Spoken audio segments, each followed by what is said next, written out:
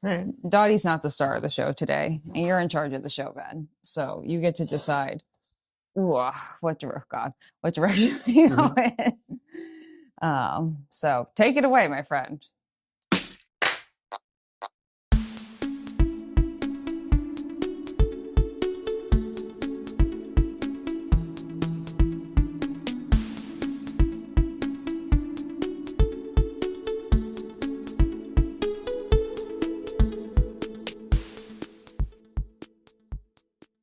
Hello, and welcome back to Runnah, the show about all things running on Cape Cod, Massachusetts, and beyond.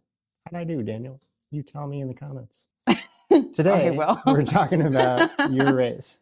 Yeah, my race. I just got back from Dunstable, Mass Mhm. / Nashua, New Hampshire, because they're like right next to each other. They are adjacent. This was the Flat Rock Trail Race? Yeah, the Flat Rock Trail Race. I'm wearing the shirt from the race. We got shirts and we got little pieces of wood Mhm. for completing it. It's nice to have a piece of wood. Yeah, I have a really I now have 2 pieces of wood that I own, Mhm. plus a stump. Several tree fragments. Yeah. So, the third fall. Take me directly to the middle of the race. I want to know about the moment. We're the not third even time you go down. We'll come back for the beginning. But Okay. what's going through your head the third time you fall? Wow. Okay, I like this in like unconventional. Yeah, I'm like throwing you off balance. You yeah. thought you knew what was coming, but you don't. No, I didn't know where we were The going. viewers are sitting up. They're paying attention. Some might be taking notes. That'd be a good idea. Yeah, they're like, wow, Juliana fell 3 times? Yes, I did. Okay, so the third fall was in lap 4, and that was like my most consequential fall. Mhm. That was the time I fell on a rock because there was this like little back section, the Instagram reel that I posted today of me going down that little steep, like small but like steep little decline. Right before that, there was like about a quarter mile of like single track that was like slanted and had like just jutting rocks everywhere. Mhm. And so I came around out onto that, had just been talking to some guy, and he went in front of me, and I had the conversation very quickly of, I'm not good at descending. You go in front of me because I'm going to be slow, and we know this about me. And he went in front of me immediately. I just like hit my toe. I don't know which even toe it was. I hit one of my toes on the rock, and I just like went down on a rock. Forward. Forward on a rock. That's where I scraped my shoulder and re-injured the biggest injury point, which is my hand, actually. Mhm. You wouldn't guess that, but like because this was the impact force for all 3 of the falls. But mentally, I was like kind of shook because that was actually like a consequential fall where like the first 2 I just kind of like skidded out and got dirty. I got dirty again though. Like I was just like caked in dirt twice. But I was just mentally trying to like reorient myself and not let that like define my race. Because I feel like when I was at Stone Cat, and I'm sure we'll get back to this too, like the differences between that and this race, I really let my nerves take over my body big time. So I like worked on my breathing. I was talking out loud to myself. I was like, Juliana, we're just going to walk this section. You know that the rest of this like is not the best. Just walk it out. Just walk it. And then we're going to work on our breathing. And like, once we feel like we have our breathing under control and we're back to the section where it's not this like jutting rock single track, wasn't that far and forward. We're just going to try running. And if we feel like we can run, that's great. And I knew that I was like probably a mile from the aid station / turnaround point. I was like, we'll just jog it in. And if we're feeling good, like we will start the next lap running. Cause at that point I had like 2 hours left on the clock. And I was like, even if we just walk the last lap, we can still at least walk the next lap. And that was just kind of where I was hanging out mentally in that. And I was very proud of myself for like using my breathing techniques to calm my nerves and like recenter myself, because that's a big win in my camp. Like I said, Stone Cat, that did not happen. Right. Did not happen. What was it like going down? What did you think at the moment? I thought, the first fall, I thought, shit, Uncle Paul's going to be so mad that I fell. Shout out Uncle Paul. Which actually, I had a conversation with him yesterday that was a big monumental point for him. Okay. Where he saw me after the race yesterday and seen, like the bruises, not that many, but like enough to make it like notable. And he talked to me. He was like, well, I think I would rather you fall trail running than road running, because road running, you're just going to slam into the pavement. I was like, yeah, agreed, Uncle Paul. He's like, I think the trail running might actually be better for you. I was like, that's right. He's come around. He's right, Uncle Paul. But yeah, in the moment I thought like shit. And then, I mean, I don't really I just pretty much in my head, I was like, I'm going down. And that's pretty much it. Man like, and shit. Yeah. Jump off the gangplank. Like, I don't know. But like, yeah. I just kind of like smacked the rock. And then immediately I knew that the guy was like right in front of me. And he like saw me out of the corner of his eye go down. And he turned around. He's like, are you okay? And I like assessed like that I was like, indeed okay. And immediately I was like, oh God, that guy just saw me go down. He's going to be so concerned. I really don't want to worry this man. Which I feel like is like a very female reaction to have of like, I don't want to bother anyone. I just don't want to cause a problem. Yeah, I don't want to cause a problem. I can relate to that as well. Like, you get embarrassed. And I can think of some injuries I've had where I didn't speak up right away. Yeah. I didn't want to inconvenience anybody. Plus, people think blood is gross. So yeah. Well, you never know. Yeah, luckily I wasn't really bleeding that much. Like that's where I acquired this bad boy too, which was bleeding a little bit. Luckily, the first 2 falls I had, I didn't bleed at all, but any blood was drawn on the third fall. But I also thought to myself, oh shit, I'm covered in dirt again. Why did that bother you? Just because I had just gotten a wipe down, and I was like, oh, we're gonna have to do another wipe down at the aid station, aren't we? Because it was just like, I was caked in dirt. Like, I'm genuinely surprised no one got any pictures of me caked in dirt, because it happened twice. And I rolled into the aid station like covered in dirt, because I had been covered in sweat, and just the dirt just right to my body. Of course. And at that point, after the first lap, I like ditched the tank top, because it was just, I needed the airflow. So it was just like minimal clothing, maximum skin, sweat absorbing the dirt, and just like looked like the Sandman or something for a little bit. All right. So now let's step back and examine the race a little bit overall. What was the course like? Yeah. So I would say, Flat Rock is a loop ultra.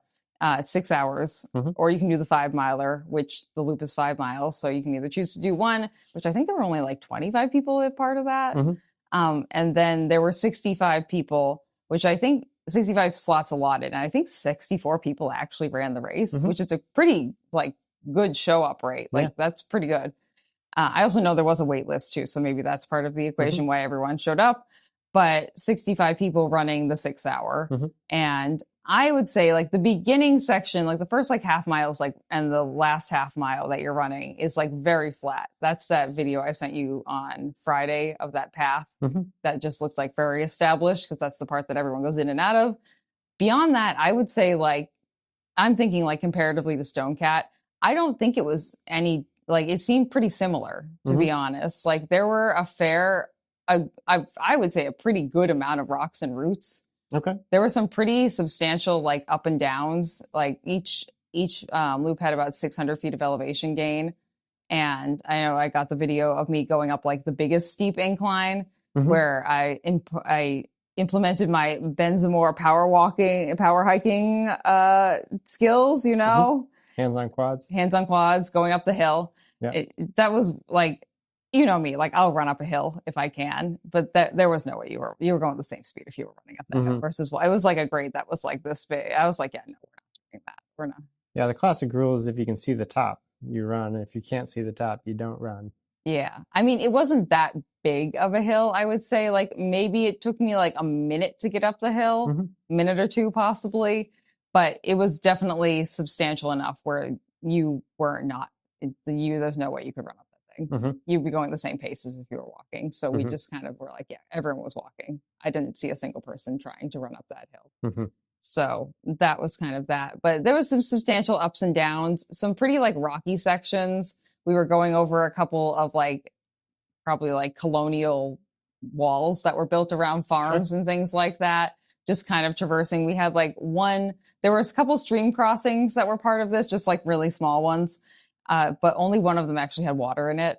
So that one I definitely walked across because it was wicked muddy too. And so I was like, boop, boop, boop, boop, boop. Luckily it did not fall in the mud. So that was nice. Yeah. What were the conditions like on trail? Pretty dry? Yeah, it was pretty dry. I mean, it was like 95 degrees during the race. So like it was hot, which was definitely a factor.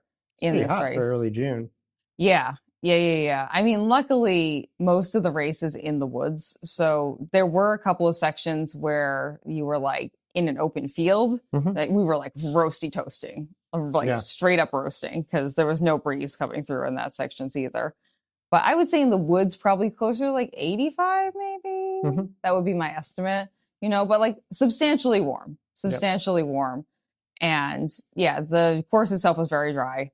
Lots of pine needles, lots of like shredded up leaves here and there.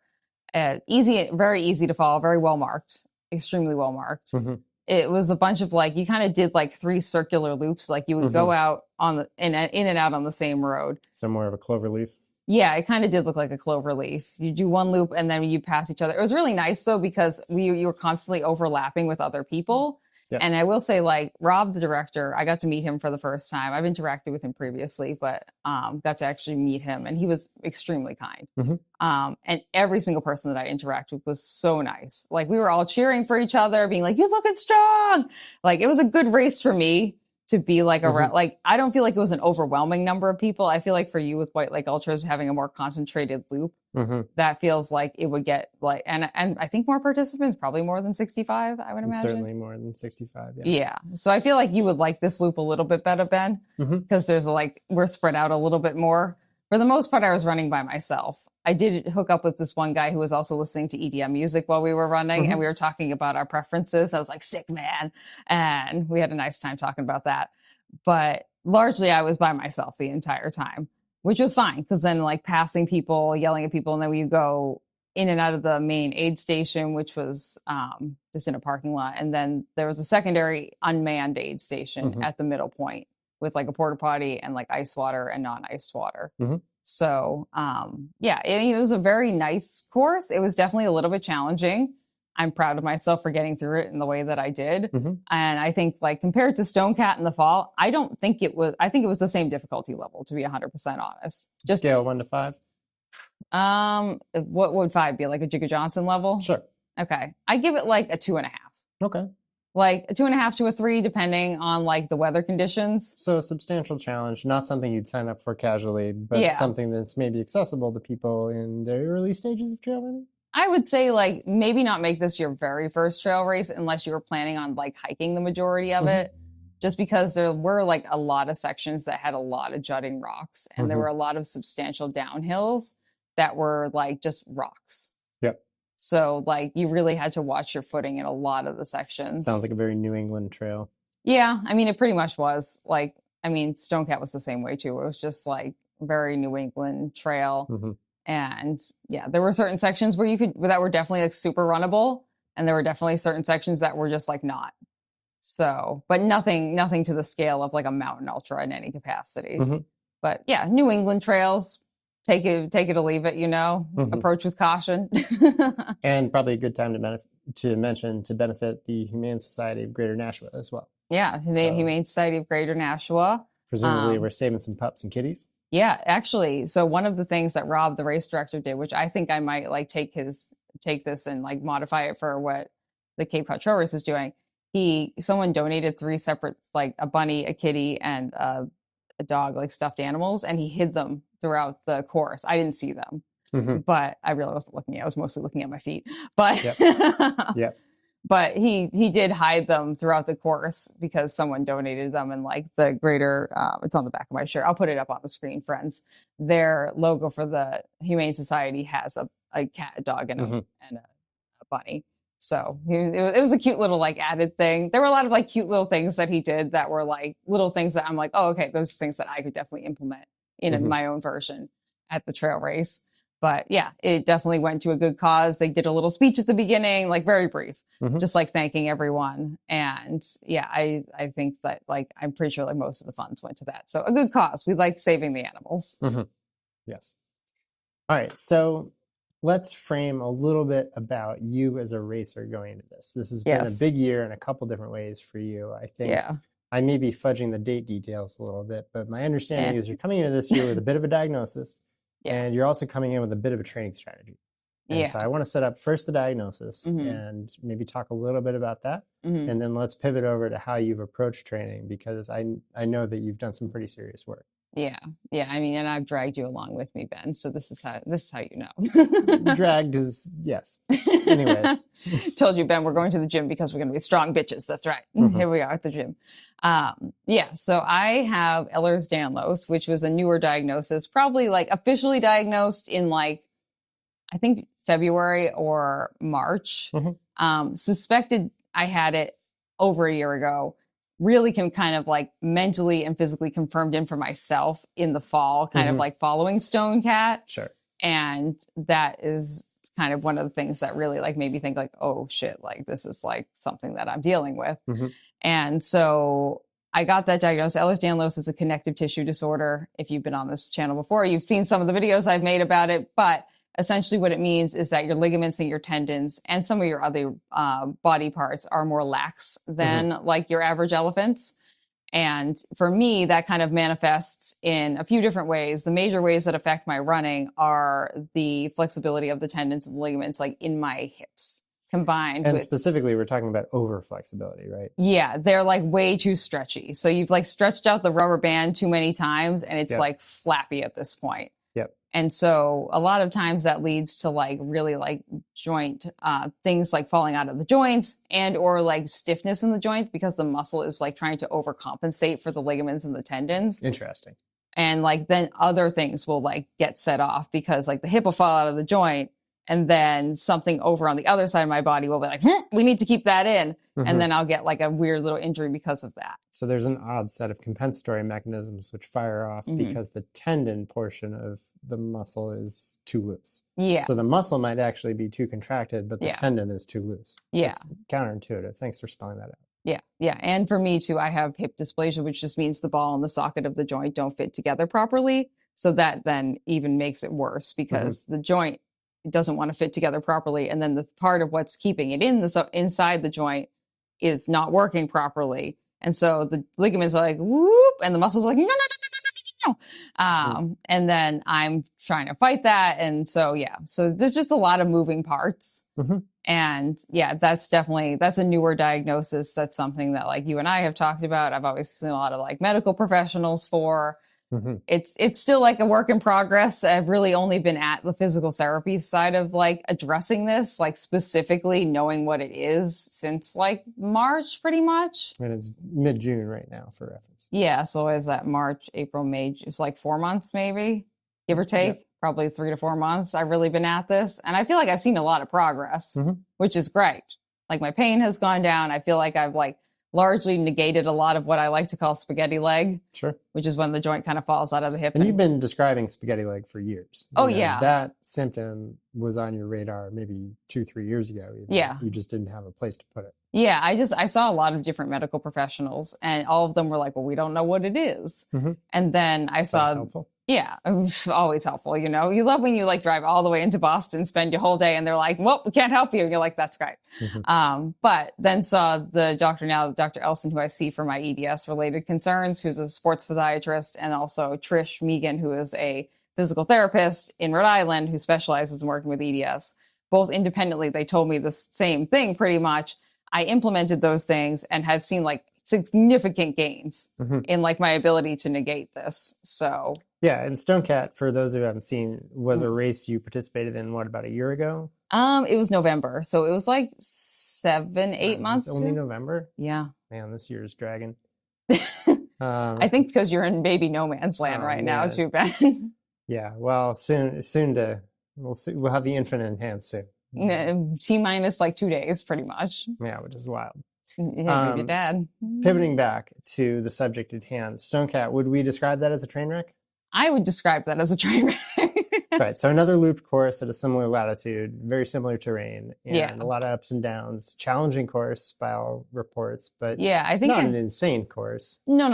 I feel like it was the same difficulty level, in retrospect, the same difficulty level as this course specifically.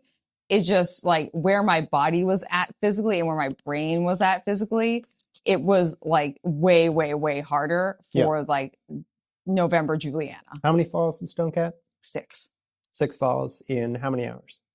7. 7 and I hours. went 27 miles in 7 hours, as opposed to going 28 and a half in, which they're counting as 30, but on my Strava it said 28 and a half. 28 and a half. Well, if it's not on Strava, it didn't happen. So yeah, it's clearly 28 and a half. 28 No, I think and a half. the official distance was 30, and I think it will probably make most sense for the viewers if you say 30 miles. Yeah. Okay. So let's just say 30 miles in 15 hours, in 5 hours. Might have seemed like 15. Actually, it went by like decently fast. Like I had a nice time. But 5 hours and 19 minutes. Okay.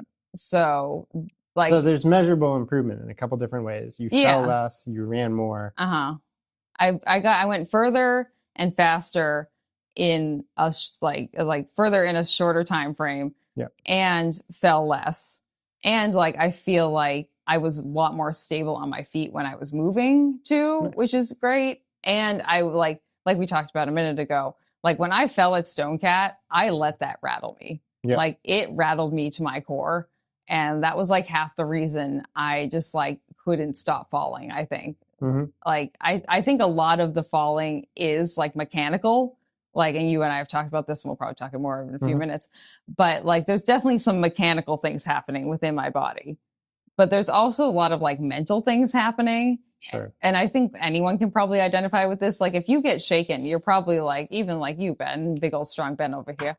Like if something shakes you to your core, like, and your nervous system is overloaded and all of a sudden you don't have like self-soothing methods and you don't have a way to kind of like reground yourself, that can really just like affect everything else in your body. Like, and that's, I think, one of the big reasons at Stonecat that I kept tripping is that I just I let that first fall just like really shake me to my core. And I didn't have the self-soothing and like neuroregulation techniques in place that I have now that I've been working like really freaking hard on. And because of that I had that now, like I fell that one time and then almost immediately fell another time. But then I was able to get myself back up and I continued running at about the same pace that I was going previously. So you're speaking now about Flat Rock.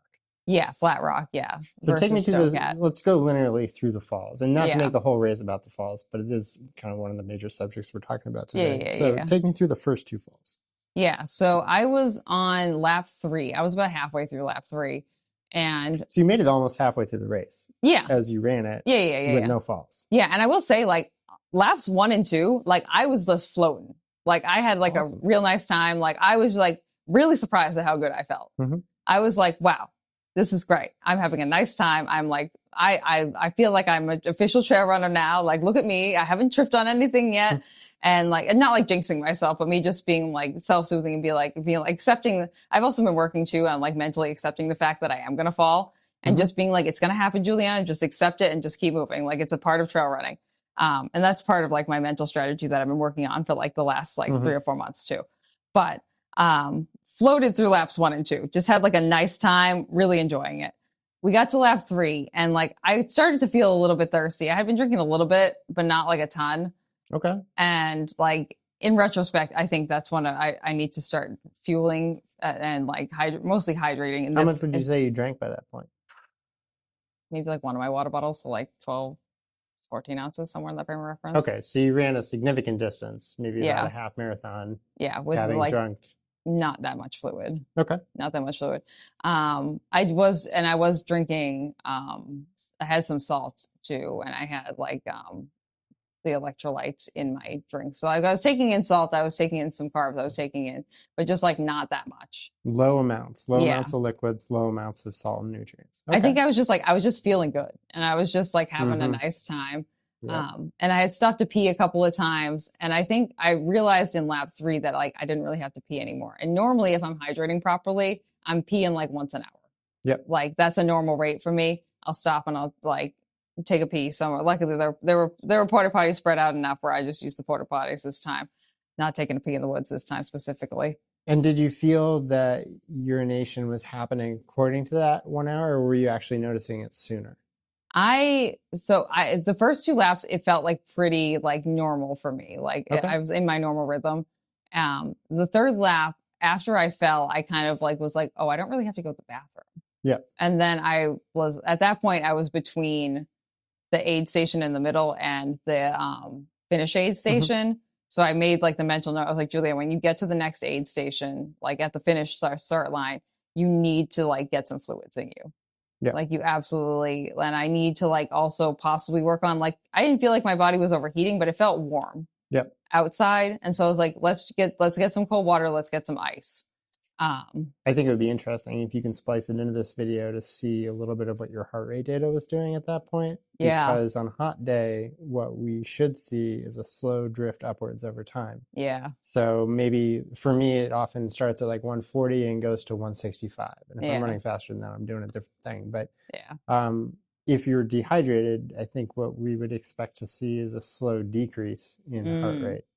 Yeah, I don't know. And so you may be able to find out a lot about how your hydration was interacting with your body just by looking at your heart rate performance over the first few laps. Yeah. Yeah. It's funny because like, I mean, so I've never really noticed it before. I've definitely drank way less fluid on hotter days than this, not justifying it, like we're not saying that this is what you should be doing, but like I've never had it be such a detrimental thing. But I think this is what you and I were talking about too. Like I have to be operating at that 100% level, right? Like all the time, to be able to avoid the falling when it comes to trail racing. And this is actually technically like the third trail race I've ever really done. And like Watuppa was kind of cool. Like it was like a cooler, rainy day. It wasn't significantly hot. Stonecat was cold.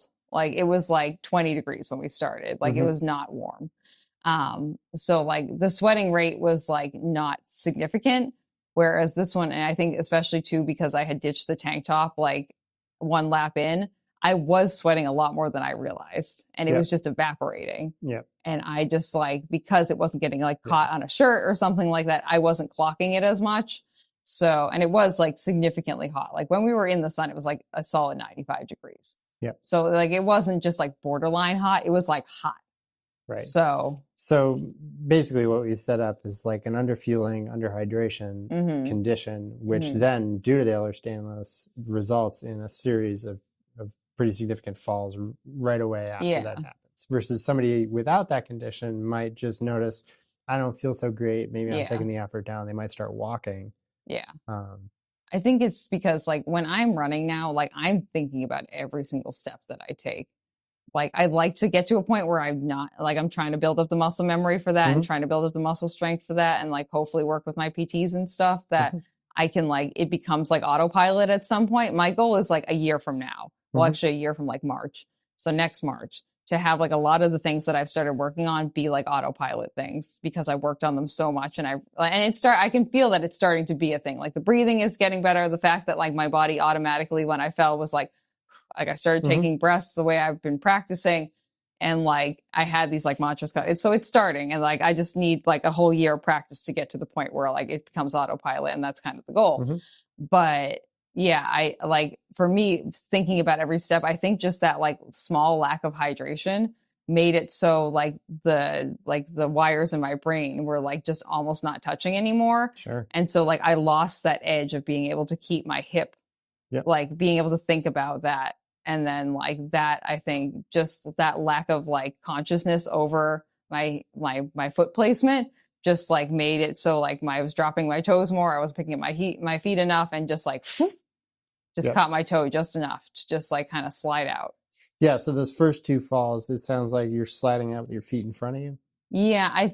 I'm pretty sure I caught my foot on like a root or something, because I slid out largely onto dirt the first two times. Like I said, like kind of like just mentally shook me, no blood drawn, nothing like crazy happening. Like I pretty much just got back up, was covered in dirt, but then like kept going. Yeah. So those two were like pretty close to each other. Now, something that sometimes happens with me with a trip is that muscles will start to seize up around that. One pretty common situation I end up in is the Superman. You catch your toe and you try and get your legs in front of you to keep, and you end up either like bouncing off your chest or you catch it. And, I don't know quite where I was going with that. Have you bounced off your chest off a rock before, Ben? No, I've never done that. Oh. But my to take a slight sidebar into talking about myself, my last fall was actually on roads, and the wound is really still healing. It was probably... When did that happen? I want to say 14 months ago. When was that? Were you running with Finn? No, I was down in Maryland. Yeah, I was running with Finn. Finn did not cause this. I tripped on a sidewalk. Like, he's tripped me before. He's tripped you before. I've gone down on him. No, he was not involved. He was on the leash. He turned around to make sure I was okay. But we were down in Maryland visiting friends. I went for a run around their like brand new housing development on the brand new sidewalk. But something on that sidewalk got in the wound. And even though I flushed it really well, soap and water, yada, yada, yada. No, this is like visible scar and where left knee. Oh, okay. Yeah, it's like probably this big, and it's currently white. And then, yeah, I don't know if there was like a chemical treatment on it. Or, maybe. But anyways, to bring this back to Uncle Paul's point, like if I'd fallen on a trail, I might have gotten some sticks or some pine needles in it, but I guarantee that it would have healed much faster than this. I think sidewalks are deceptive because they look so flat and appear so clean. But in reality, the things that we treat them with are bonkers. Oh, yeah. And like, I mean, I've definitely had way worse injuries, like minus like the costochondritis I got from Stone Cat when I slammed my chest into the ground. Like that's kind of like its own unique anomaly. But like any other injury I've gotten, it has been way worse on the road. Yeah. Like even like the scratches and stuff that I have going on right now, like if I had slammed into pavement, it would have been 10 times worse. I remembered where I was going with this tangent. Did you feel at the point that you fell that any of the muscles around the part that you caught seized up? Oh, yeah, we were talking about that. Yeah, like this is what happens to me in the Superman pose is I'll get like a hamstring cramp as I go into that position just by trying to jerk my leg in front of me to Did you feel like there was any sort of muscle seizing or did anything else behave strangely after that? I don't think so because I just kind of went down. Like there really wasn't a saving. Like I wasn't gonna, I just was like up and I was down. You don't feel like you bruised your glutes or anything, or it wasn't that hard a landing, it sounds like. No, I mean, so the third fall I landed on here and there's like a little bit of scraping through here. And I definitely feel like I bruised through here. The knee over here is definitely still bruised and the shoulder up here is definitely still like sensitive, but that was all the third fall. But the first two falls, I kind of just like slid out and like, I genuinely don't remember the point between like I remember when I remember feeling like I caught my toe and then I just remember being on the ground. Like there was really no point of consciousness between like the standing and the falling. It just kind of happened.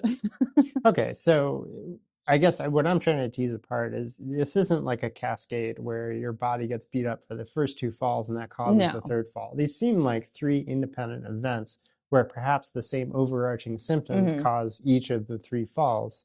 Yeah. Yeah. And I think that I think it was the hydration because like I said, like the two first falls happened back to back.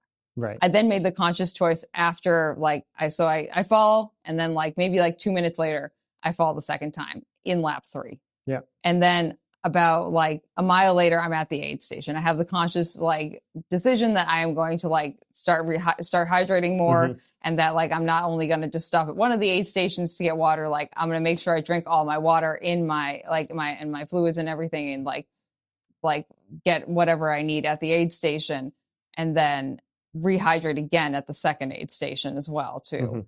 So that's kind of like what happened. And I think what had happened between the second and the third fall is that like I was in the process of rehydrating and like it just hadn't caught up to me yet. Okay, and you said rehydrating. Let's unpack that a little bit. Yeah. You're rehydrating with fluids at the aid station, or are these fluids provided by the race? Yeah. So okay, so what was in them? I just took water and then I was like mixing in my own electrolytes with them. So I had like some extra electrolyte packs that I was like that are at least 500 milligrams of sodium. And then like at a certain point, I was like at the middle aid station, I just like I had drunk like I don't know, like I probably didn't even drink the whole thing. I think I drank like half of it before I got to the middle of lap 4. And so maybe then 250 milliliters and 250 milligrams of sodium. Yeah. And then I diluted it with more, like I just refilled what was left of it because it was a cupless race and I had my handheld, which honestly, power move right there. It's great. It's so easy to refill it at the aid stations. I would just like undo the top. I was like, whoop. And then I was ready to go. So that was like a positive thing. So yeah. And then I like kind of like re-diluted, like the sodium and everything was still in the water bottle, but I just like topped it off. Like when I got to the middle aid station, we're talking about sodium. Was there potassium and magnesium in your mix as well? I think so, off the top of the dome. It would be interesting to check, like what actually went into your body at that point and whether it was doing what you think it was doing. Yeah. I also like always take magnesium before I start running too. So I make sure I have like a solid amount of magnesium in my system. Because I know for me, like that definitely helps like preemptively prevent like muscle cramping and things like that. So that was something. And I had some extra magnesium pills in my drop bag. We have a drop bag at the start and finish line area. Shout out to the Death March running company and the drop bag that they sent me. That thing was clutch. Love that thing. Yeah, definitely good drop bag. Yeah, it was a great drop bag. It's just big enough to put like a change of clothes, a change of shoes, and like anything else that you need in there. I had Vaseline in there. It was just like a nice time. Should have put like wet wipes or something, but we'll bring that next time. So just in case I get covered in dirt again. Yeah, I wonder what the most efficient way to do that is. Anyways, I don't know. We'll take that tangent someday. Yeah, we'll talk. We can think about it when I come back to run Ocean State. Let's stay focused on nutrition for a second. Talk me through your race morning. What did you woke up when? What time did I wake up? 6. Okay, 6 o'clock for an 8 a.m. race. 8 a.m. race. Yeah, man, that's leisurely. 8 a.m. I was only 10 minutes away from the starting line area. That's awesome.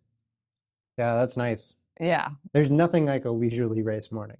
I will say it definitely helped my nerves, and I showed up. I was able to poop before I started running. That was that was a nice bonus. We enjoyed that very much. And then I showed up at like 7:30. Yeah, 7:30. I left at 7:15. I was there around 7:30, which was plenty of time. Like it's a very small little parking lot. And that was all very convenient and nice. You woke up at 6. Yeah. Right. What did you eat and when? I just had some like of my electrolyte stuff, and like I just did liquid fuel, like some liquid carb. I just did no solids. No. And that's something you've planned based on issues with digestive experience and. Yeah, I did have actually. So I was living on the edge, Ben. I had some like actually solid foods the day before, and I didn't do a full liquid day the day before because I just I needed something, and I oversalted my food on Friday too because I was like, you know what, we should get in as much like salt. Usually with me, you can't overdo it on salt. Like I'm a pretty salty gal.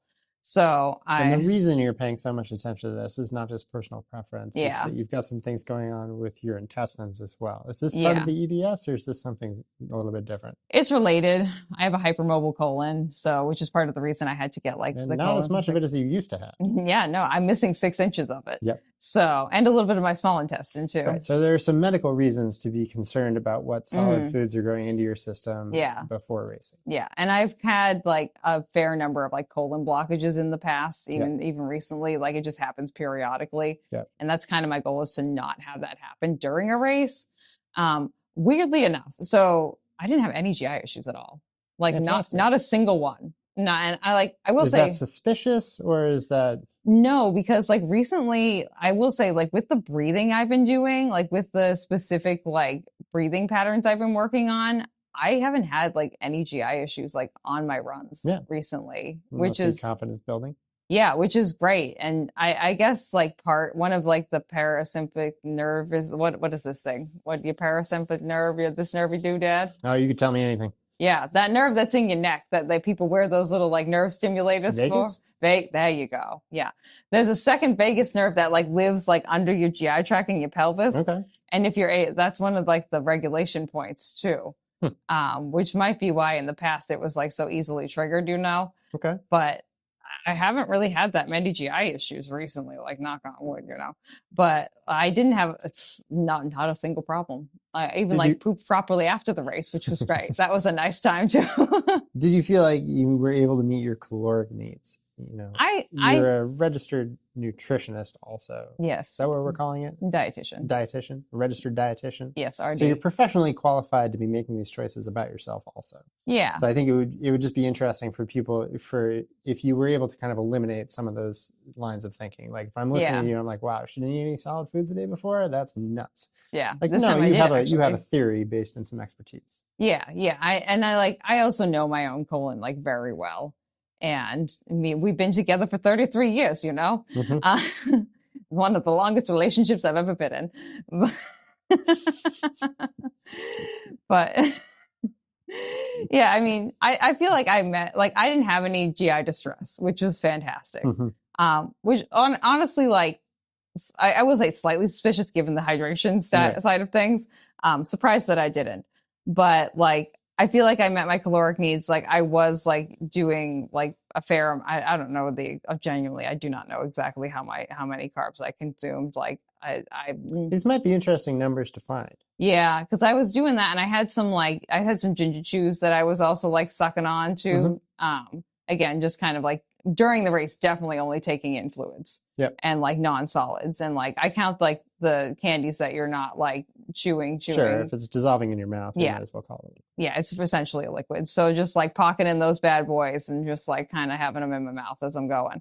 So there is a slow carb drip, but we are by no means hitting like 90 to 120 grams of carbs per hour, or any sort of the high carb numbers that people are talking about. No, I mean, I've just never done that. I don't think like with the osmolality of like carbohydrates in my intestine, which is like the particles per like concentration. I just generally don't think my intestines could take that. Like anytime I've tried to do something like that, it just ends up in diarrhea. Yep. So like, I think. So you're actually up very quickly against the upper limits of what your digestive system can actually absorb. So putting more nutrients into it wouldn't necessarily result in a benefit. No, I'd probably just end up shitting in a bush. So like, if I can avoid that, like that's kind of desirable, you know? And I think like the slow drip of what I did, just like kind of like, just like making sure I'm just like getting something in. And just like continuing, like kind of keeping like the flame going with a little bit of kindling, like not like an insignificant amount, but like enough where like it's, I don't know, I'm probably like somewhere between like 40 to 60 grams an hour, maybe. Okay, so nothing either. Yeah, it's something, but it's not like I'm not hitting the 90s. I'm not, and like as a dietitian, I'm not against that. If it works well for your body, I think that's great. I think you got to figure out what works well for you. And again, like anytime I've tried that, I just get diarrhea. So that would be frustrating. Yeah. So like, I think fueling wise, everything went pretty much as well as it physically could have, like on like the carbohydrate calorie side of things. The hydration side of things, again, I think needed like a little bit of help. Finesse, yeah. So, and I think part of the reason again why I didn't fall laps 5 and 6 was because I was able to like start rehydrating properly, and then was able to like keep it up the rest of the way by just like making sure every time I went through an aid station, I was fully filling up my bottle. And like the last 2 laps, I also like, there were water bottles that were at the middle aid station and a cooler that had ice in it. And so like the last 4 and 5, I chugged half a water bottle. And then I left it for my second lap for lap 6. And then I came back through and I chugged the other half of the water bottle. And then I also refilled my water bottle too. So I had like, I was chugging some water that was cold. And then I was also refilling my water bottle that I had too. Okay. So let's pivot over to talk about the mechanics of your actual running form and how that may have contributed to falling or not feeling completely safe on the trail. Well, let's pause and take you through the equipment. What shoe did you choose to use? Oh, we already know this. It was the Ultra Mont Blanc Speed, which serviced me well. Yeah. I think it's a great shoe for me. It's my favorite trail shoe I've ever run in. It now has almost 200 miles on it. Wow. Yeah. That happened quickly. Yeah. Well, because I've done all my long runs in it. And I did a practice marathon in it too, Ben. So like it's at like 190 something or whatever right now. Still performing well? Yeah, I think it's great. I definitely feel like the foam is a little bit less responsive now than it was originally. Which is fair. It's got 200 miles on it. Yeah. Actually not that much compression. Like I'm very surprised at like the lack of compression. And because I've only been using it on trails, like I've been driving to the trail. The treads are still in great condition. So like I'm going to train for Ocean State with this too. So plus I just got a pair of lightly used Ultra Experience Wild 2s.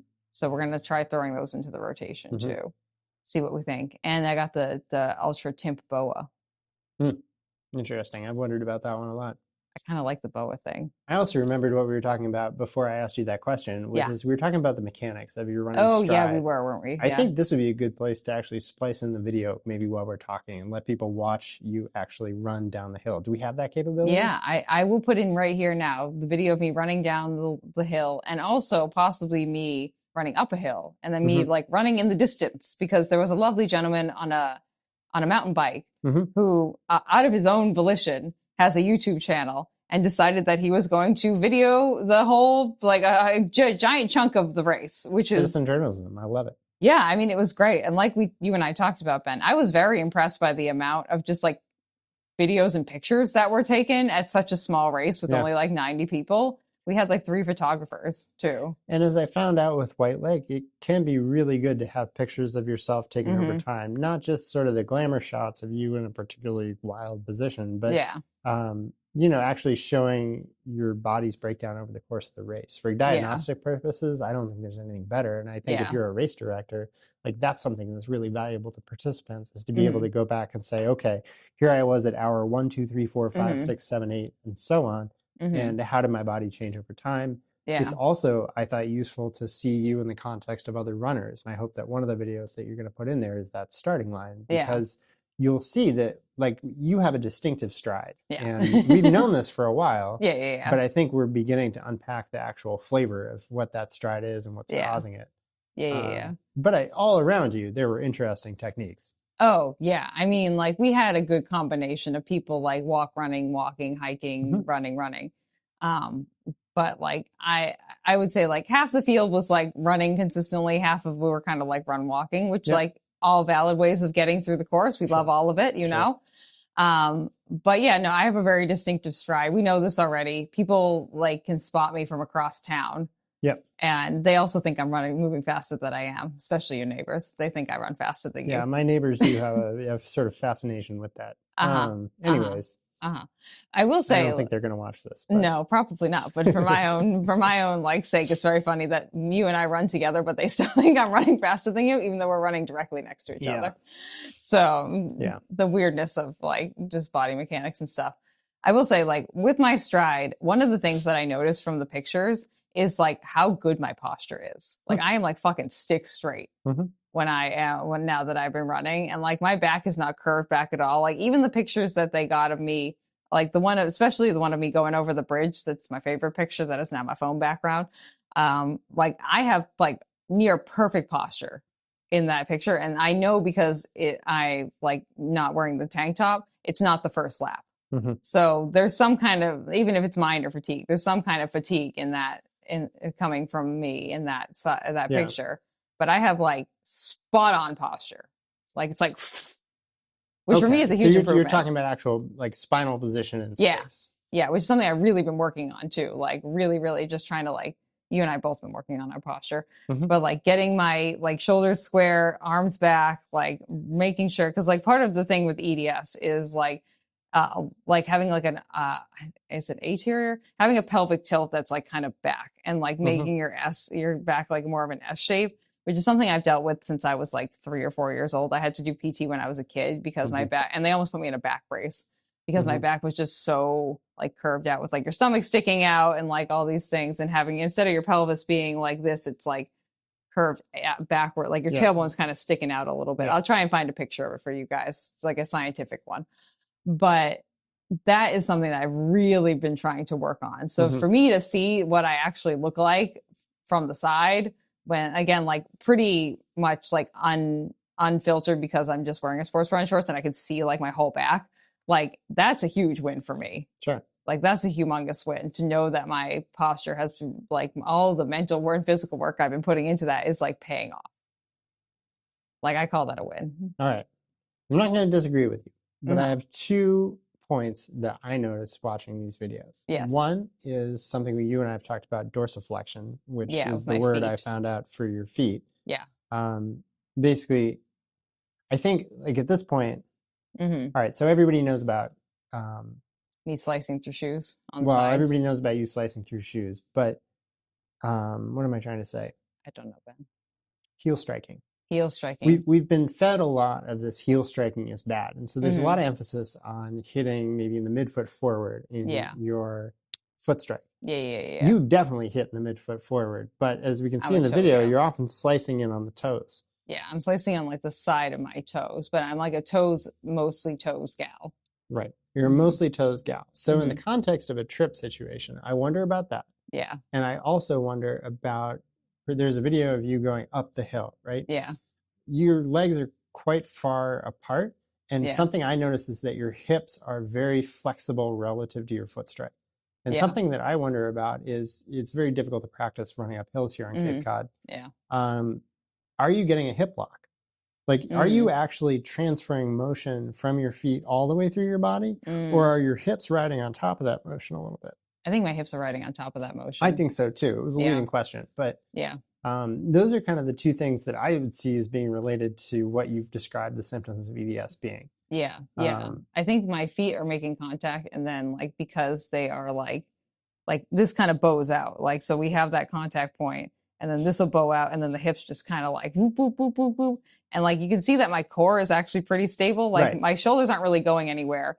But I think the video you can actually see it the most in is the downhill one for me. Like you can actually see like my hips. Your arms go out and you begin to do a little bit of the jellyfish. Yeah, like I can like, and like most people probably use their arms to balance themselves as they're going downhill, I would hope, or like a set of poles or something like that. Or if you're bent, Superman. Is that how you did a Superman bang? You just decided, like, I'm just gonna Jiggy Johnson. Interesting enough, my arms were back at that Superman fall. Oh, okay. So you weren't pulling a proper Superman then?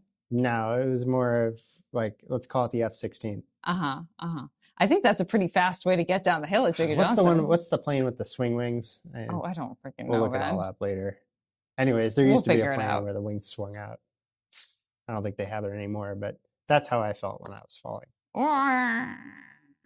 Yeah. Well, like in the video of me going down the hill, you can see that like my hips are just kind of like whoop, whoop, whoop, whoop, whoop, whoop, whoop, whoop, whoop, whoop. But like my core is like together. Hips are kind of like just kind of like shimmying, kind of like one of those like Hawaiian hula girls that you keep on your dashboard. Like that's kind of what it looks like to me. Is just like whoop, whoop, whoop, whoop, whoop. Which is not necessarily the worst thing because like I'm accounting for the terrain and like I'm not like locking my hips up, which is a positive thing. But it does just kind of like show you how I think unstable the hips are too. Like they're just kind of like moving everywhere, which definitely I think you can see in the uphill picture of me too. Yeah, I wonder if you're getting force return out of your feet in the way that you want going uphill. Probably not. I'm sure this is something we can train. This was the first time we've really seen video of you mid-race. Yeah, at a trail race too. Yeah. I have like, obviously I have videos of me like running on the road and things like that, but like going up and down like pretty significant graded, especially the uphill. It's a lot different on a trail race. It's a lot different than watching like a flat section of me running on the road. Yeah, for sure. So midway through this discussion the other night, we fired up some pictures of Ashley Paulson running the Tahoe 200. This is an incredibly practiced ultra runner and I believe triathlete as well. Presumably got thousands and thousands of miles on a wide variety of surfaces. Yeah, and holds the world record for the 100-mile distance. Good memory. Yeah. Which I'm best friend. And so what we noticed was that she's not landing toes down. She's actually landing toes up. Yeah. And I think here I want to split it apart. We're not talking about heel striking in the overstriding sense, where actually it's like the toe placement physically. Right. Her feet are still landing really nicely under her hips. However, her foot is what I'm learning is called dorsiflexed up. Yeah, she has a whoop. And the image that we discussed was almost like you're crushing grass down, in front of you. Yeah, she's kind of like, she's landing like on her mid to forefoot, but instead of like landing like smack down on her toes like this, she's landing like that, and then the toes come down. How do we open the toes? Yeah, we got to work. We're gonna do some like towel scrunches. We're gonna do some like I started doing my single footed thing. I think also too, like I was thinking about like why maybe my dorsiflexion isn't like where I think it should be. I think part of it is the foot injury I had earlier in the year, which has like had me largely like walking on my heels, like really like mentally disconnecting with my feet too, because they were so painful. Also recently, I have been dealing with, for a while, I had athlete's foot stuff going on. And the last, like, it kind of resolved itself a little bit, but I've been really treating it and it's going away, which is fantastic because it's taken fucking forever. But there was like a 2-week period in there where the steroid cream was like making my feet burn. And so like, I realized that I was like avoiding stepping onto my toes, and like rolling through them because it was like physically painful. And then one of the other things too that I'm also looking into is I got this really bad blister on my third toe on this side. And I think that was also causing me to kind of like not, instead of like putting like my toes and like really being conscious, like I was like, oh, like I didn't want to hit them. Right. You're more smacking the ground as opposed to flexing your toes over the ground. Yeah.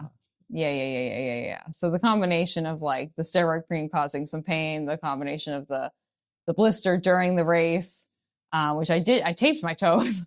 So I think I might just have to like lace my shoes a little bit better, because I don't think the shoe is too long. I'm definitely slamming the front of the shoe, but I think that's just because I have like a more narrow arch area.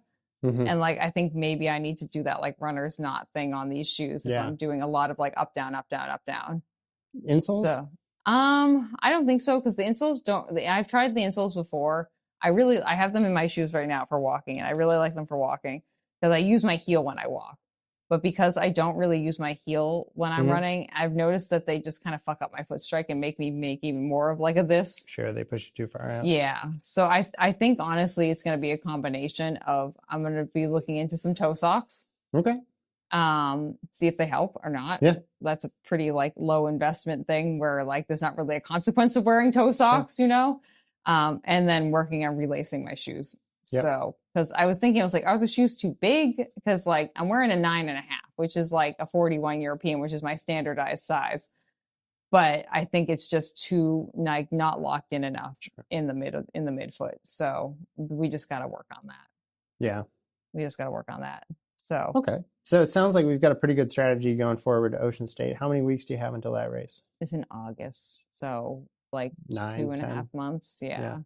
Yeah. I mean, this week is a little bit of a down week, obviously, because I like slam my body around. Just taking it easy, eating good food. Yeah, just kind of like, I got acupuncture today. Nice. I had PT. We kept it easy at PT. Got some like manual work on my hip, which was great. Had acupuncture lasted like it kept me there for like an hour and a half today, which was very nice. But just kind of like feeling it out, seeing how my body is doing. And then next week, I'd like to start doing like back-to-back long runs. Like starting out probably with like 10, 18, like a 10 and then an 18. And then we'll kind of like, I'm probably going to mirror some of my Chow to Challenge training that I did like years ago, back in 2019, 2020, and just start doing some back-to-backs. And then I think I'm going to start forcing myself to go out for at least a mile. Certain afternoons of just like do a morning run, whatever that distance is, and then be like, Juliana, you got to at least go run a mile at some point in the afternoon. And remind me, Ocean State conditions are not as much elevation gain. There's a section that's all sand, which will be interesting. There is a road section, and it's a 10-mile loop course, and it's a 12-hour thing. Wow. So I will be taking on a 12-hour event. Right. So it's really going to make that hydration and fuel strategy very important for you. Yeah. And it will be in August too in Rhode Island. So it should be like pretty hot too. So really anything I learned from this race should be like implementable, if that's even a word. Is that a word? It is now. Okay. I make up words anyway, so it's totally fine. I will be treppicing around the Ocean State, the Ocean State Ultra course for 12 hours. So like anything that I learned at this race I should be able to implement at Ocean State, like theoretically speaking, from like hydration, nutrition. I definitely don't think it's as technical as this course was. So it's just more, there's like a change in surface at several points. Yeah. That's kind of what it is. It's kind of like being on a treadmill that like has a sandy section. Yeah, sandy. Like all of a sudden, like the texture under your feet just changes. Not necessarily like a lot more trip hazards, but a lot more just like muscle compensation things happening. We've been talking a lot about the problems that you had during this race, but how did you place in Flat Rock Trail Race? How did I place, Ben? Yeah. Technically, according to Ultra Sign Up, I came in as the second woman or the fifth person overall. Sure. So it's a looped course, and you tied for second with like 4 or 5 other people. Yeah. I mean, I'm assuming on Ultra Sign Up, they put us in order. It made sense, the order that they put us in based off of who I saw finishing like in front of behind me in like the time that you finish. So whoever finished the loops, like there's only one person who actually, so my goal for this race was to do 35 miles, which would have been 7 laps. There was actually one person in the entire race who finished that, which was a woman, which was very nice to see a lady winning outright at a race. So this lovely lady won outright, which was fabulous. Not we love that. Not uncommon in trail racing. No, but it was lovely to see it. We like to see it in real life, and like we love to see it happen. But she was the only one who completed the 7 laps. And then underneath there, I think there were like maybe like 10 of us who did 6 laps. So a big group. Yeah. Majority of people did 4. I would say that was probably the most common number. Like most people were kind of clustered in the 4-lap zone. But like there were some of us who did complete the 6, and then I believe, if I'm correct, they ranked us in like whoever completed the order it. You came in, whoever had like the smallest, like the shortest time frame that they completed the 6 laps in. Because I stood around for like 40 minutes maybe afterwards, because like I knew at my pace that I was moving like a 10-11 minute mile pace, give or take. There was no way I could do a 5-mile lap in 40 minutes. So it just wasn't going to happen. And everyone else who finished around me also had that knowledge that we were not moving at the pace that we could go back out and like complete it before the race was over.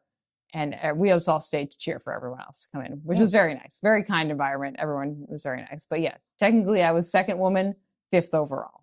So despite all these setbacks, despite all these challenges, you actually finished the race in 2nd place. Yeah. What's my ultra sign up percentage, Ben? It's like 92 and change. I'm not salty. Ben is not a salty beach about this one. No. Is there anything you'd like to say to other folks with EDS who are thinking about challenging things? Do it. One of the things that, who was it? Oh, it was my best friend from grade school, Lydia. We were talking on the way home from when I was driving home from this, and she is going to sign up for the Cape Cod Half Marathon. She's never run a half marathon. Fantastic. Yeah. And so she actually watched your episode about White Lakes Ultras. And one of the things she told me while we were driving home, she's like, what you and Ben were talking about doing something that scared you, really like stuck with me. Yeah. And it made her think like, what am I doing if I don't have a goal that scares me? Yeah. So it's a great way to keep the rest of your life in order. Yeah. I mean, also like one of the things with EDS that puts a lot of things into context for me is that like at a certain point, well, for anyone, at a certain point, your body starts losing its function, like I'm only going to be able to do this, like probably I would imagine a shorter period of time than someone without EDS. Sure. And so like, why would I not try and do big things now when I know I have the capability to do them? And also, I don't feel like I've maxed out the amount of things that I only really started doing this EDS specific PT like 3-4 months ago. I've never implemented poles, which is another way to find balance. One of the things too that I think also threw off like my ability to balance was like when you're in the woods, having that like the shine through of the sun. Oh yeah. Kind of like screwing up. A little dappled light. Yeah. So I'm going to try out some like low vision glasses to see if that helps me at all. I think actually my red ones that I wear for like wind blocking, those Gooder ones that I have. Gooder's great, but a really good pair of photochromic sunglasses. Yeah. Smith, if you're watching this, here is a disabled athlete with EDS who would really benefit from the technology in some of your photochromic sunglasses. And I think that if you ever wanted to get a lot of positive press through some outlets such as Runnah, all things running on Cape Cod, Massachusetts and beyond, one way to do that might be to send a pair her way. I'll send them an email later today, too, Ben. You have no. I think that'd be a great idea because I think I have no shame. You could definitely get some low quality optics. I'm not saying Gooder's low quality, but it is a little more budget. I think. Yeah, I was thinking things that I already owned too, like just to try it to see if it helps at all. Like if I own it already, that's great. There is nothing like a high quality photochromic lens. Okay. It just turns the entire world into high definition in a way that's you put it on and it's instant. Like you can see everything. So I think it would really be worth it. Even like the sunglass place over there, just go in and try them out so that you can see what I'm talking about. See what the deal is. Yeah, it just shows you outlines in a way that is so cool. Yeah, so I posted on the women's ultra and trail Facebook group just to like get a gauge as to like, okay, I fell 3 times. It was an improvement from my last race, but like, am I the only one who's falling? Like, are there other people?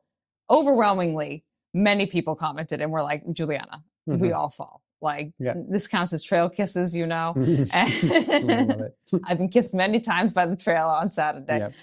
But there were some good suggestions in there too. Many people were like poles. Yeah. They were saying about the poles.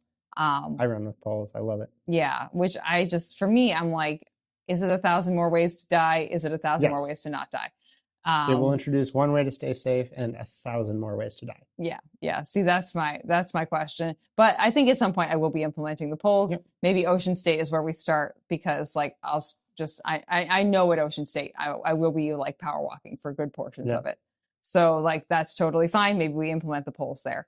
Yep. But one of the other good suggestions was like the low light glasses that someone suggested. And there was also another woman who was like, I also have EDS and I do this too. And like, I fall all the time and it's okay. I was like, okay, great.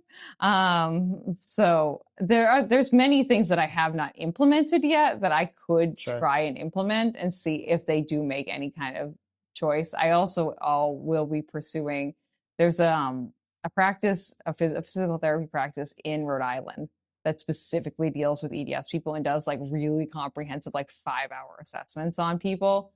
It's $1,500 for this bad boy. This is why I have not pursued it yet. But I think that it's something I would like to pursue. And this is like, I know you and I talked about what I would like to get out of working with sisters in sport. I still have to like reconnect with Danielle and like really figure that out, because they will offer me some funding to like get certain things covered for. I think this is what I would like to do with that. Like get this like really comprehensive, really detailed, really EDS specific, like 5-hour physical therapy assessment and like really dial in exactly what I am doing to like make it so like, okay, like we get the photochromic lenses, we get like Juliana starts using poles, and now she's like really hyper focused in on like exactly what she needs to do. And like also like taping methods that I can use. I did tape my back. I taped my back and my hips, which I think helped actually. But I wondered the other day if taping actually might not be a way for you to get your toes up as well. No, I don't think that's a way to get my toes up, but I think that that's going to be like me doing the physical therapy side of things and just like doing like the toe scrunches and like the toe lifting and like the balancing on my foot and just becoming so that it's second nature when your foot's straight. Yeah, becoming one with my toes again.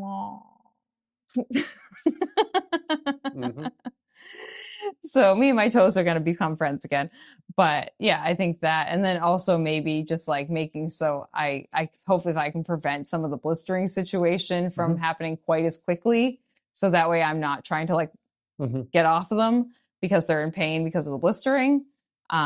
If I was like, say I was doing Ocean State and I was going to stay out there another 6 hours, I would have like popped the blisters like on the spot. Because I took my shoes off and I like very clearly saw. I was like, look, there it is.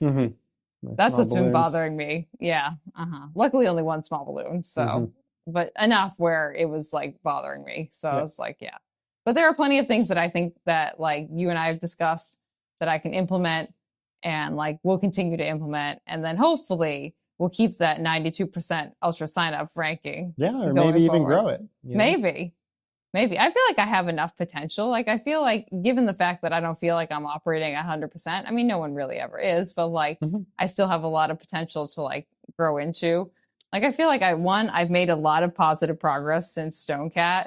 Like, that's the thing. Like I talked to you, like, I was mad at myself for not doing the 35 miles and I was disappointed in myself because I'm like, it's barely even a fucking ultra, 28.5 miles. It's like, yeah, but the really nice thing about an ultra is it's anything more than a marathon. It's pretty black and white. Yeah. And it is an ultra. And like I will say like probably the most elevation gain I've done in a race. Which is relevant to Runnah, all things running in Cape Cod, Massachusetts, and the flattest place on earth. Yeah. I mean, 3,000 feet of elevation gain isn't Jigger Johnson, but it's still nothing to like wag a stick at, It's still like a fair amount of elevation gain. Sure. So like the fact that I did that and I made a lot of positive progress mentally, physically, emotionally. 2/3 of the way to Denver. Yeah, pretty much. So, like Kansas. Right? Yeah. I mean, we could stop there. I know a little girl with a tiny dog that might be there, Yeah. And a yellow brick road. Some ruby red shoes. Some ruby red ultras, please. Yeah, I know what we need to know. What they really need to make is like metallic shoes. Like I've never seen a pair of like straight up metallic shoes. What about the Solomon XA Pro 3D or whatever that they did? It was like a fashion sneaker. Yeah. I saw that. I think there's opalescent metallic shoes out there for you. Okay. Okay. I was thinking about decorating my shoes at one point, but then it didn't execute. Yeah. I have a patch on the back of my vest. In retrospect, considering that you did fall several times, I bet you're a little glad you didn't bedazzle your sneakers. I mean, it would have made it much more fabulous if I fell, and then it would have made it much more fabulous. The first thing you see is just the bedazzled shoes in there. It's like face down, shoes up. Blah. Oh my! Just like, whose fabulous shoes are those? Well, we don't care that she fell, but we need to know. When the witch gets hit by the house, and they just see your little sneakers sticking out. Yeah, it's like woo. Except I got like I'm facing the other direction, and I'm face down on a rock instead of like smack down on a house, you know. Well, as long as you're not melting, you're winning. So yeah, there we go. I'm winning, and I haven't met the Wizard of Oz yet, but you never know. Maybe if I start doing maybe at Ocean State, I'll start to like having delusions. You know what's funny? Did I send you the video of this guy Simon, who's an ultramarathon runner who has a YouTube channel? Did I say? And he was talking about like what happens like to your body when you do like 100 plus 200 milers. I don't think I watched this. Okay, so he was talking about all the things that like the unexpected things that he's experienced that have happened during like any 100 plus mile thing that he's done, and pretty much he was just describing my existence as an ADHD runner. He was like, "Oh, you're going to start seeing things, and you're going to start forgetting things, and you're going to start like not paying attention to certain things." Yeah, but I mean, that's me on a normal run. Like, this is, I commented on his video. I was like, so this is just running with ADHD then. Like, and I like the way he was describing hallucinations. I was like, that happens to me all the time. Like, there's this one spot on Long Pond where I swear to the fucking Lord, it looks like there's a person standing in the woods every single time I pass by it. Every time I go by it, there's this little tiny path that goes, I think, to someone's like backyard or something. And there's a tree that's like a darker color than all the other trees that are back there. Every time I go by this thing, I'm like, there's a person in the like, and I've passed by this fucking spot like so many times. I even sitting here keep thinking there's a giant starfish right behind you. Yeah, I know. You're just hallucinating. But like, I think I see things all the time. Like, I don't know. My brain's just like, ah. Yeah, I wonder about that. I can't really imagine, like, oh, okay, sorry. You nailed that line. Yeah. Great delivery. Thank you. I call that mid-yawn. But, like, if I actually do reach the point where I'm hallucinating, I think I'm just going to accept it. I don't think it's going to feel any different to me because, like, I do that anyway. Yeah. Like, my brain is very imaginative. I don't know. The hallucinations don't bother me. Nothing bothers me. I love trail running. I have a great time out there. Ben is a trail running boy. He loves trail running. So trail running boy, Ben. There you are. You just love trail running. The more I do it, the more I love it. And the more I'm just like, okay. Like I feel like I'm getting better at it. And I think that's a positive thing. And I feel like I look like I know what I'm doing. Yeah.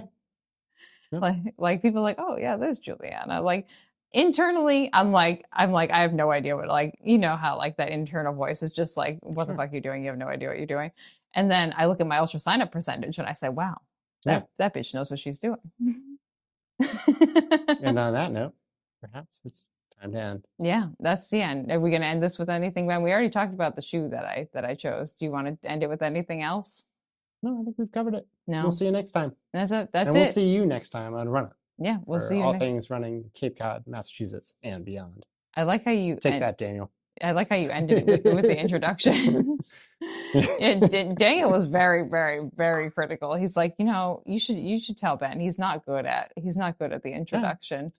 I'm getting better. Yeah, there you go. The more you come back here, Ben, the more you're going to be able to be better at it. One day I will too have a 92% on introductions. Yeah, and then I'll have a 93% on ultra sign up. Thank you for listening to this episode of Runnah. This podcast is edited, hosted, and produced by me, Juliana Coughlin.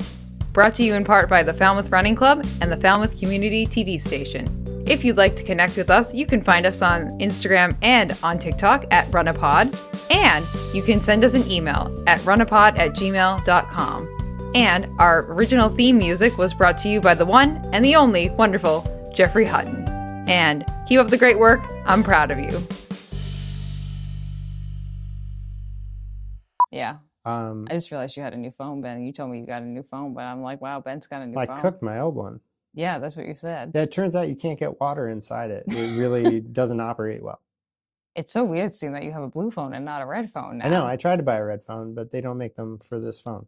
Oh. I'm not sure they make them anymore. Oh. It's so like matte and like it looks so round. Well, I will make a confession, which is that one of the things I'm waiting for to be delivered to my house is a case for my phone. Wow. I know. I've turned a page. Do I even know you anymore? Maybe not. Who are you? Well, I'm still wearing the same shirts, so. It's been then. Yeah, I noticed there was a little bit of water behind the lens of my camera. And for a couple days, I took some very cool misty photographs with that. But turns out letting your phone dry out in between uses is not a strategy. So, yeah, I went over to the Verizon store here in Falmouth, and they hooked me up with a phone and offered me an absurd amount of money for the old one. And really? Yeah, I probably shouldn't have disclosed that there was water in it, because maybe I'll hear back from them now they don't want it. But yeah, they're pretty much paying you to take these things off their hands now. So hey, why not? Went ahead and got a watch as well. Oh yeah, you said you got a watch. Wild, freaking wild, Ben. I know. You with a watch? Yeah, I think crazy. The watch has been interesting. I think one of the most interesting parts of it is tracking my sleep. Oh, yeah, because you didn't have, because this thing will track my sleep for me, because I have the Coros Pace 3. I know you've liked Coros. I've had Garmin's in the past. I think I feel a little bit burned by the battery life on them. Part of it is this one has a better battery life than the Garmin's usually do. I believe you, and this one has an okay battery life. I'm waiting to see if it's actually going to be useful. I think we're still in the 30 days of I can return it, and it may be going back. My dream is that on like long stretches of trail races that I can refer to a watch to read turn-by-turn directions. And everybody's going to tell me to go get a Garmin right now, but my experience was the Garmin wouldn't last long enough to get to those points in the race in the first place. So it's not going to do me any good. This may not be the answer either, but I don't know if the battery life would service you quite as well. No, and maybe I turn it on for that part of the race, but also maybe I just take my phone out and use it like I have been, or maybe I do a better job memorizing the course. I don't know. You got to get the Garmin that has the little solar panel built into it. Yep. That's one possibility, and that would work really well in the day. But again, if it isn't going to last through the night, like what's the point? So yeah, I don't know. I'm not yet at the strategy that, it would be really cool, or like clear glasses with a heads-up display that somehow powers from a battery pack powering my lights, and the whole thing is solar powered by like a little hat with a spinner around it. Like, why is nobody making a spinner hat to power a battery pack? That's my question. So if you have that capability, I could be your customer.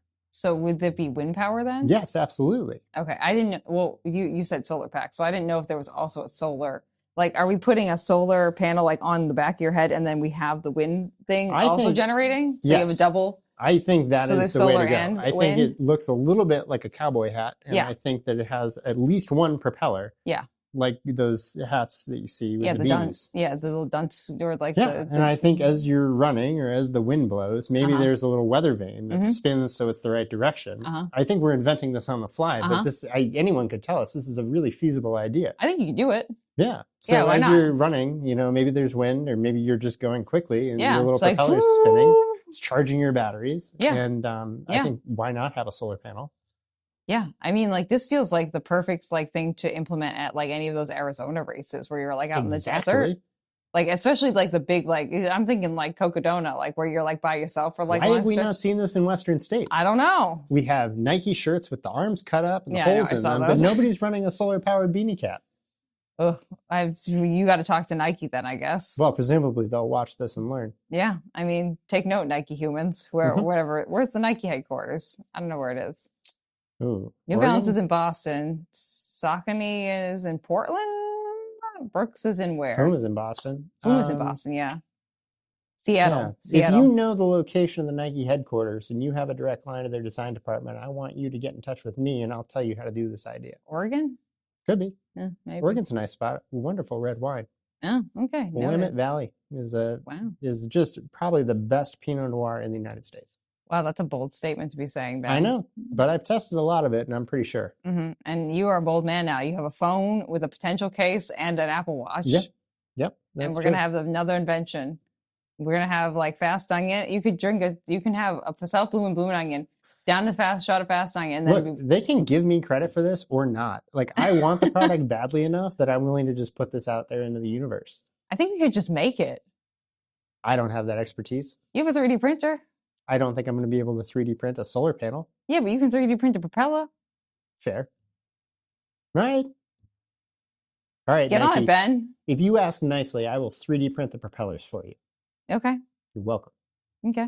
I think we can do it. Yeah. I don't even think we need Nike. What were we talking about before we got off on this tangent? I don't know. You were distracted by my phone, and then we started talking about watches generally. Yeah. Is that a person with cardboard? Yeah, she's got a lot of boxes. Oh, a lot of cardboard. Some bags. Wow. Yeah. Ugh. That was good. Yeah, nice job. Yeah. I think we get more coherent as we practice. I think we've like reached the point where like we actually like talked about something this time, and we're just like blah, blah, blah, blah, blah, blah, blah, blah, blah, nothing.